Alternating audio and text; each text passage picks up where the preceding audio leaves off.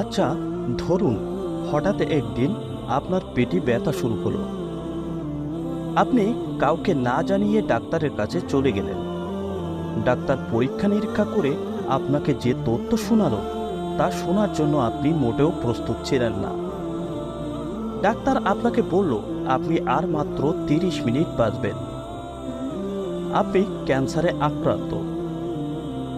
আপনি একদম শেষ প্রান্তে অবস্থান করছেন। এই কথা শুনে আপনি ট্রিটমেন্ট না নিয়ে বাড়ি চলে আসলেন। বাড়ি আসার পথে চায়ের দোকান থেকে আপনার বন্ধুরা আপনাকে ডাকলেন, কিন্তু তাদের কথা যেন আপনার কানে ঢুকলই না। কিন্তু ওই চায়ের দোকানই ছিল আপনার আড্ডা দিয়ে সময় কাটানোর আসল জায়গা। বাড়ি ফিরতে ফিরতে দেরি হয়ে যাওয়াতে বাবা এসে ইচ্ছে মতো বকাবকি করে বললেন, বাড়ি আসতে এত দেরি করলি কেন? সারাক্ষণ ঘোরাঘুরি, তোর দ্বারা কিছুই হবে না, ইত্যাদি। আসলে মধ্যবিত্ত বাবাদের যে আক্ষেপগুলো থাকে আর কি। তখন কি প্রতিদিনের মতো আজও বাবার সাথে তর্ক করবেন, নাকি বাবার কথাগুলো প্রাণ খুলে শুনবেন শেষবারের মতো? অপরদিকে মা এসে বললেন, খাবি চল। আপনার জীবনে এটিই হবে মায়ের হাতের শেষ খাওয়া। আপনার মনে হবে এটি হলো জীবনের শ্রেষ্ঠ খাবার, কারণ আপনি তো আর বাঁচবেন না। পরম প্রশান্তি সহকারে মায়ের হাতের ভাত খেয়ে নেবেন। খাওয়া শেষ করে আপনি ঘরে চলে গেলেন। কিছুক্ষণ পর মনে হলো নামাজ পড়া দরকার। জীবনে তো অনেক গুনাহ করে ফেলেছি, আল্লাহ যদি মাফ না করেন তাহলে? উজু করে নামাজের উদ্দেশ্যে মসজিদের দিকে রওনা হলেন। মসজিদে বৃদ্ধ কিছু লোকদের সাথে দেখা হওয়ার পরে আপনি দোয়া চাইলেন। তাদের বললেন, চাচা, আমার জন্য দোয়া করবেন, আমি অসুস্থ।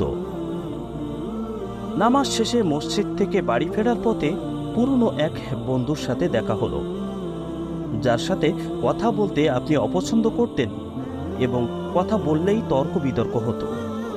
আজও কি তার সাথে তর্ক বিতর্ক করবেন, নাকি তাকে জড়িয়ে ধরে বলবেন, দোস্ত ভালো থাকিস? আজ আপনার গ্রামটা ঘুরে দেখতে মন চাচ্ছে। কত মানুষের সাথে দেখা হলো। প্রাকৃতিক সৌন্দর্য সবকিছু যেন মায়ের চাদরে জড়িয়ে নিতে চায় আপনাকে। তবে দুঃখ হলো আপনি আর বাঁচবেন না। আজ সবকিছু যেন কত সুন্দর। শিশির ভেজা সকাল কত সুন্দর, বিকাল কত সুন্দর, জ্যোৎস্না রাত কত সুন্দর। এই সুন্দর পৃথিবী ছেড়ে একটু পরেই চলে যেতে হবে আপনাকে।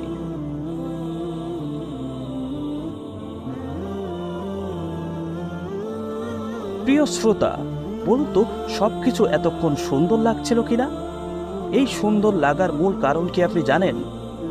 আপনার ভিতরে এতক্ষণ কোনো ইগোই ছিল না। ইগোহীন মানুষ সদা সর্বদাই ভালো থাকে। আমরা মৃত্যু থেকে পালিয়ে বাঁচতে চাই, মৃত্যুর কথা স্মরণ করতেই মন চায় না। তবে এই কাল্পনিক গল্পের মতো যদি আমরা মৃত্যুকে স্মরণ করি, তাহলে আমাদের জীবন সুন্দর ও প্রশান্তিময় হয়ে উঠবে।